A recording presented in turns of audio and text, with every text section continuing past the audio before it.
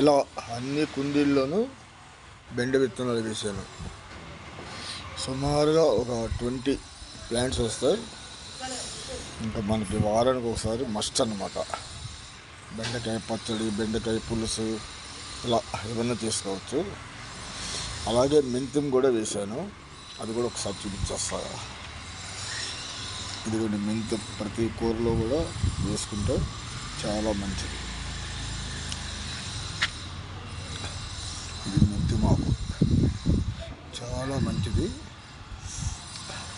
మనం అన్ని చిన్న హౌస్లో పెరటి పైన పండించుకోవచ్చు. Fresh organic vegetables. నేను దీని కిందే ఎందుకు పెడతానంటే, కాఫీ ఇది ఈగలు వాలుకుంటా గాలికి సిరుతూ ఉంటుంది అనమాట. అంత కేర్ తీసుకుంటాను.